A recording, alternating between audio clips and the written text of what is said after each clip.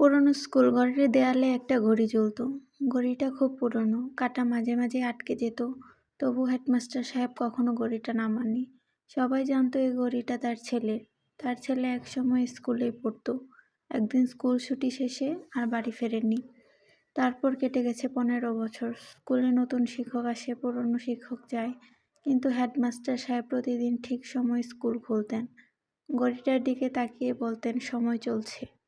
একদিন নতুন এক শিক্ষক সাহস করে বলল, স্যার ঘড়িটা তো ঠিক সময় দেয় না, বদলালে ভালো হতো না? হেডমাস্টার সাহেব হাসলেন, বললেন, এই ঘড়ি ভুল হলেও আশা ঠিক রাখে। কেউ কথাটার মানে বুঝল না। এক বর্ষার দিনে স্কুলে হঠাৎ এক যুবক এলো, ভেজা জামা, ক্লান্ত চোখ। সে ঘড়িটার দিকে তাকিয়ে অনেকক্ষণ চুপ করে রইল।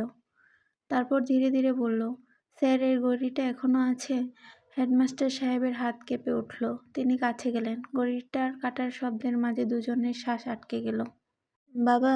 তো বের হলো না, শুধু ঠোঁট নড়ল। যুবক মাথা নিচু করে বলল, আমি হারিয়ে গিয়েছিলাম স্যার, ফিরতে সময় লেগেছে। সেদিন কেউ দেখেনি, কিন্তু স্কুল ঘরে সেই পুরনো ঘড়িটা হঠাৎ ঠিক সময় চলতে শুরু করলো।